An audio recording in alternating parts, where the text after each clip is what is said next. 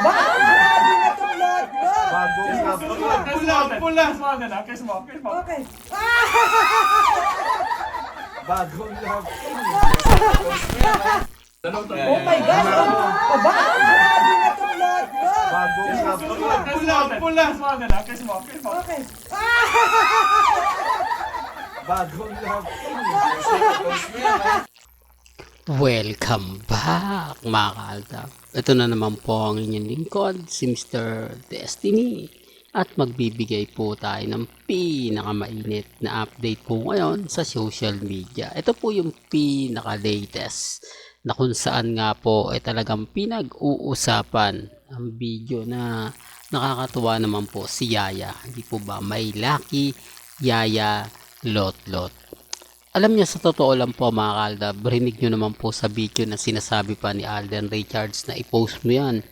Patunay lang po yan mga kaldab na may mga bagay-bagay nga po na pagdating sa mga ganyan talagang sweet si Alden Richards. Di po ba?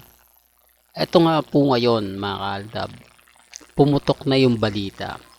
Marami na pong issue ang naglabasan at kumpirmado na po. Ba't ganon mga kaaltab, kapag si Mr. Destiny nagbibigay ng update ng ganyan, marami hindi naniniwala. Marami nagsasabi na fake news lang tayo. Tapos ngayon kumalat na. Oh, hindi po ba ako pa rin ang wagi?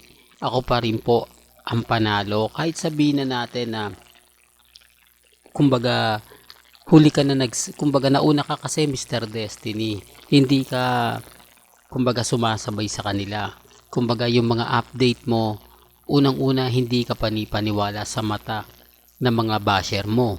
Unang-una hindi ka talaga nila papaniwalaan kahit totoo yung mga sinasabi mo, totoo yung mga ina-update mo. Pero kapag sila nagbalita, ayun na, sapul na. Samantalang 4 na araw pa bago po sila magbigay ng update. 4 na araw pa bago nila ito i-post. Samantalang tayo, nauna na.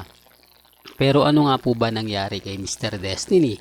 Siyempre inulan lang po ako ng pang-iinsulto, pang-aasar. Di po ba? Totoo naman po yung sinasabi natin eh. Sa ngayon mga kaaldab, napakaraming mga komento ngayon. Maraming mga sinasabing ganito ganyan. Di po ba? Ito nung una po sinabi ko na sa inyo na tuloy na ang Hello Love Goodbye Part 2. Nila Catherine at ni Alden Richards. Una ayaw ni Alden yan.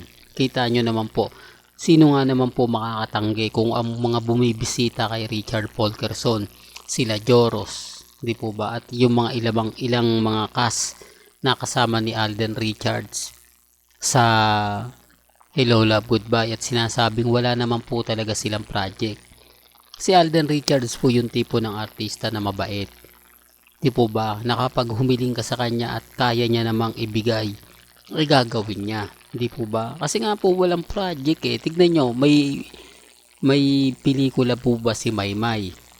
May pelikula nga po ba si Kakay?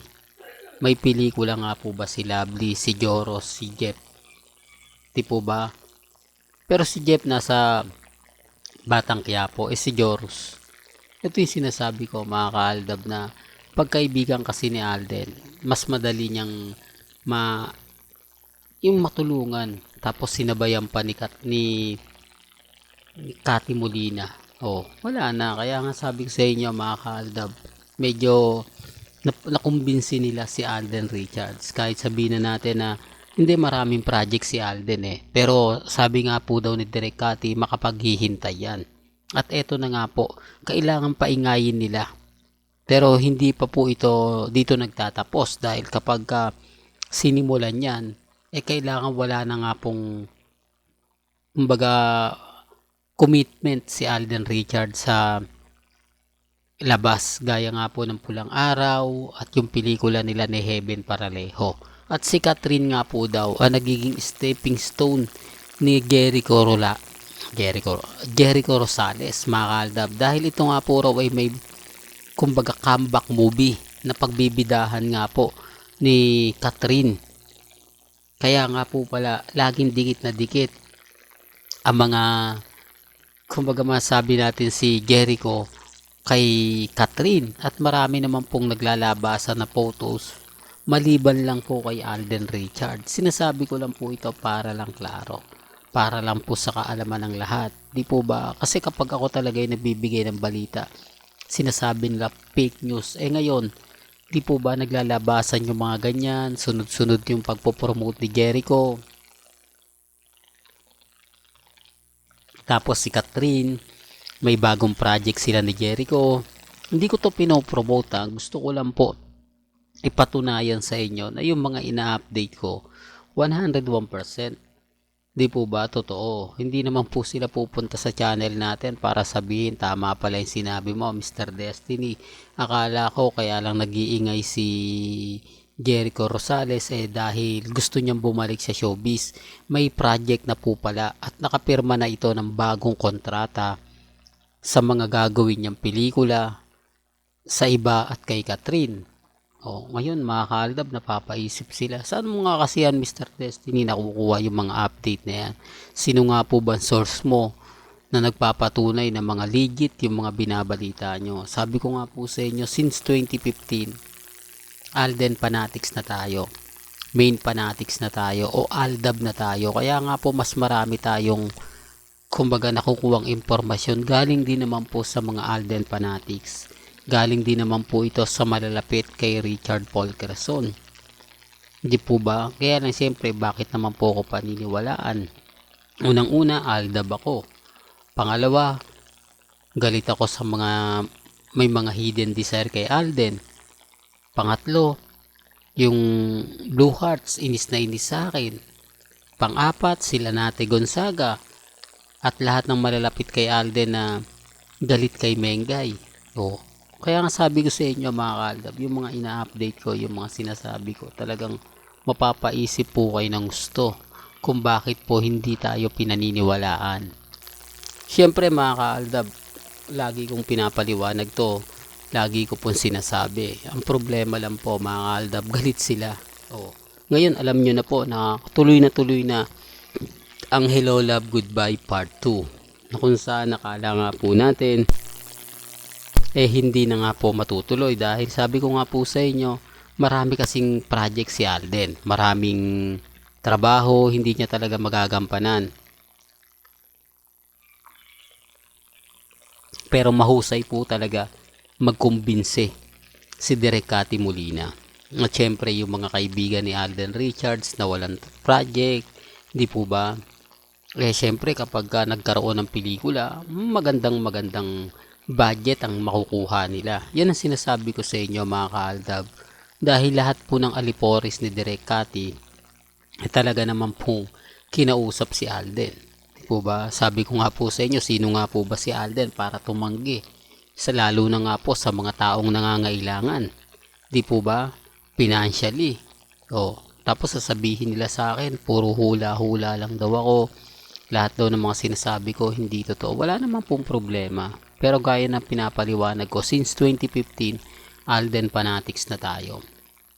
Di po ba? Aldab na po tayo. Kaya mas marami tayo nakukuhang impormasyon, nakukuhang mga bagay-bagay na hindi po nila alam. Ang problema po kapag si Mr. Destiny nagbigay ng balita, sasabihin nila agad-agad, hindi, paasa lang yan. Hindi, ganito lang yan. Hindi, ganun lang yan. Di po ba? Huwag niyong paniniwalaan. Sa ngayon, mga kaaldab, hindi naman yan pupunte. Hindi po ba na para sabihin nila, ay, ganito. Gaya po ng pinapaliwanag ko sa inyo, si Alden Richards, ginagamit lang po talaga. Literal. Kung napanood nyo po yung vlog ni Ogie Diaz, talaga naman pong mapapaisip po kayo. Di po ba? Kaya ang sabi ko sa inyo, mga kaaldab, relax lang po kayo.